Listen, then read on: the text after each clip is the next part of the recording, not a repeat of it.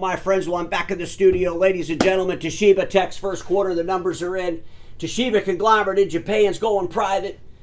Toshiba Tec tender offer, getting some more of the equity from the Toshiba conglomerate. Folks, there's all kinds of stuff going on over here at Toshiba Tec. Not to mention the deal they did with Ricoh just a few short months ago. Come together, joint venture around manufacturing. I want to start there, then we're going to jump into the numbers. I'm going to talk a little bit about this tender offer because this is exciting stuff.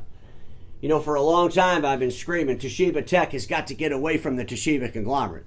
It looks like you're getting a little bit closer to escaping. So without any further ado, let's jump on that Sharp Interactive board, see what I put together. First thing I want to do is talk about this Ricoh Toshiba Tec joint venture.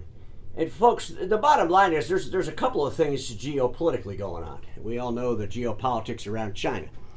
And a lot of these OEMs are starting to figure this out, and they're saying we got to get the hell out of China. We got to bring manufacturing back to Japan. We better have an alternative to China. And they're working hard, and you're going to see a lot more work a lot harder to get this momentum going.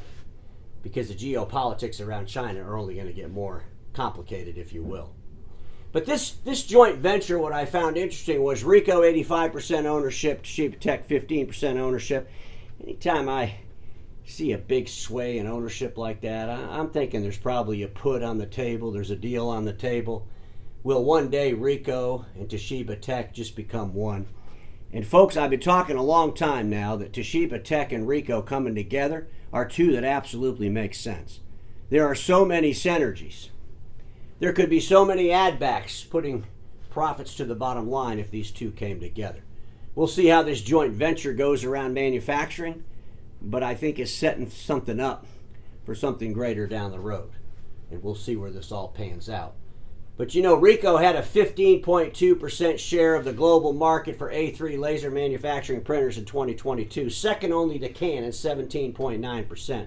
According to U.S. market research firm IDC, Ricoh and Toshiba Tec would have a combined 22.4% share, taking the top spot. And if you think about that, ladies and gentlemen, that's a pretty big deal. They take over the top spot. But the thing that disturbs me about that paragraph is they're talking about A3. If Ricoh and Toshiba Tec are coming together so they can redefine A3 print, I think it's a mistake. If Ricoh and Toshiba Tec are coming together to build products based on the needs of the community, I think it could be a home run. Because at the end of the day, doubling down on A3, trying to gain more A3 market share, it's not really going to help you because the end users are going to demand A3 less and less. As a matter of fact, let's read this other paragraph I found in this article. Global shipments of copiers and multifunctional printers totaled 4.06 million units in 2022 in member data tallied by Japanese Business Machines and Information Systems Industry Association, down 16% from 5 years earlier. Okay, we had the global pandemic, we had supply chain issues, but could you imagine if 5 years ago somebody said we're going to be down 16%? What would everybody have done different? I mean, ladies and gentlemen, if we look at the growth in A4 over that period of time, it's grown tremendously. But yet we're still going to be focused on how we can make a better A3 or how we can come together and make A3 so we can beat Canon in their A3. This is a concern of mine, and I'm hoping that Toshiba Tec and Ricoh coming together will build products based on the end users they service and support. I'm also very, very curious of how Toshiba Tec and Ricoh are going to deal with the retail business that Toshiba Tec has. You know, Ricoh's been selling those lockers for e-commerce. Think about those Amazon lockers, if you will, in retail locations. I believe that between Ricoh and Toshiba Tec retail, there could be some phenomenal synergies. We'll see where all this goes. But at the end of the day, we're starting to see two major players making some pretty major decisions. Let's talk about this tender offer. Ladies and gentlemen, currently Toshiba conglomerate owns 52.08% of Toshiba Tec. With the tender offer, they're going to be down to 50.08%. That's a little bit closer. And sooner or later, will Ricoh come in and take out enough equity from Toshiba conglomerate so that Toshiba Tec and Ricoh in a new joint venture can have total control of the company. There's a lot to think about here, folks, but there's definitely movement. And we don't know how it's going to pan out when the Toshiba conglomerate becomes a private company. How will they divest themselves of some assets? How will they clean up the Toshiba conglomerate?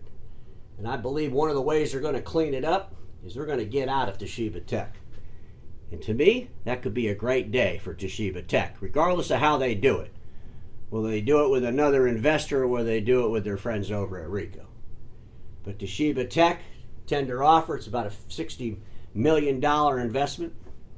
And at the end of the day, it'd probably be a well-played investment.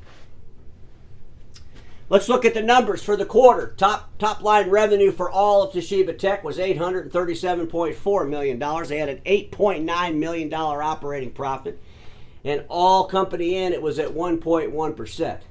This is where you got to get a little bit of a scolding. Yes, Toshiba as a company, Toshiba Tec as a company, it is above the line, but at 1%, it's not enough above the line.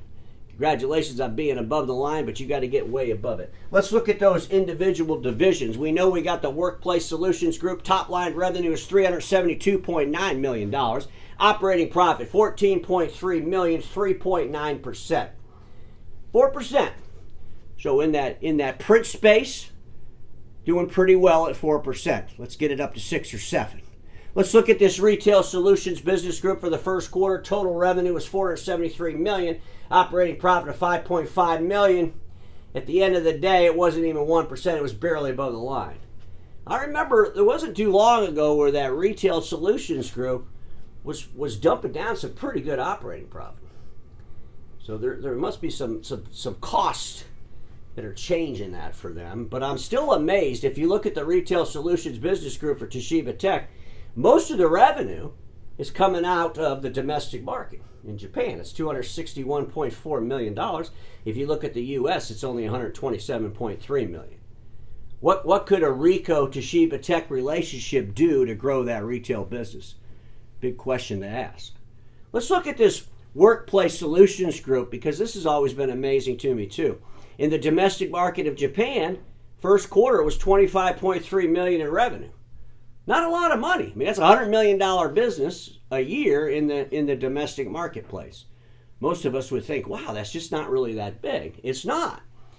How could a Ricoh and Toshiba Tec coming together change those numbers?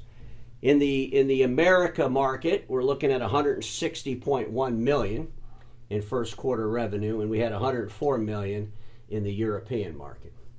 So you could just, I mean, if Toshiba Tec and Ricoh coming together could increase that market share and not focus 100% on A3 market share and really sell and make products for the end users for today's marketplace, that could be a great marriage.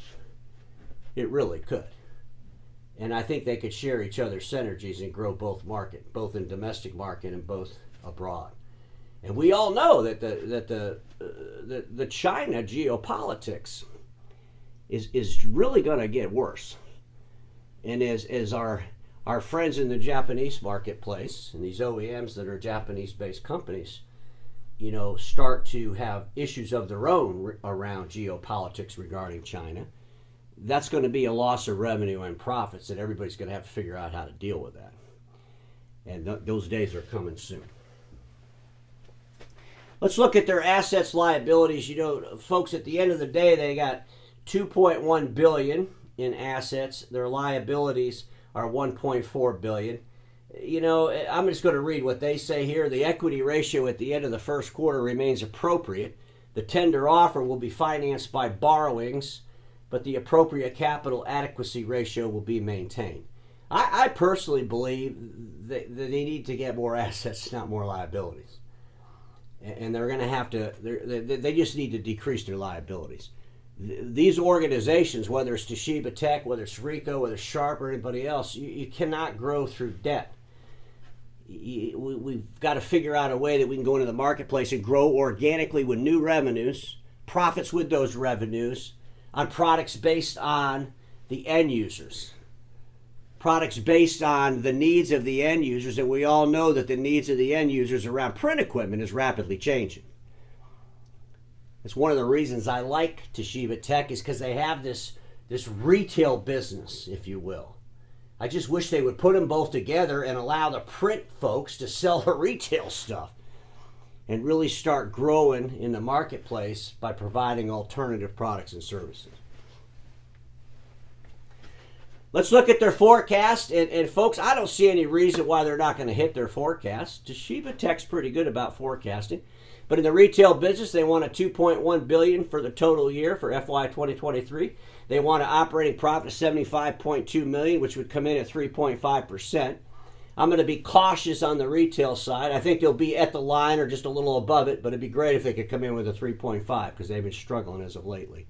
If you look over here for the total company, they want $3.6 billion in top-line revenue with $124.3 million in operating profit, which give them a 3% overall. Workplace Solutions for the fiscal year of FY 2023, they want to do $1.5 billion top line with a $48.5 million operating profit, which come in at 3.1%. So caution to all of them. I keep saying the same thing. You can't grow through too much debt, and you got to increase these operating profits to make sure you got money hanging around, because disasters are just around the corner in an ever-changing industry that's ripe for disruption. We're not just ripe for disruption. We've been being disrupted now for the last couple of years. Ladies and gentlemen, I'm looking forward to going to the Lead Beyond, the Toshiba dealer meeting they're having in Vegas at the Bellagio. It's September 13th through the 15th. So my Toshiba dealer friends, my Toshiba friends, we'll see you at that event. I'm looking forward to attending that. But Toshiba Tec, interesting things going on. I'm hoping they can get total ownership of that company away from the Toshiba conglomerate. Looks like we're getting a little bit closer on that path. I'm curious about this Ricoh Toshiba relationship and where that really is going to go. But ladies and gentlemen, one thing's for sure. Status quo is the killer of all that'll be invented. Don't get stuck in status quo, and I'll see you all tomorrow.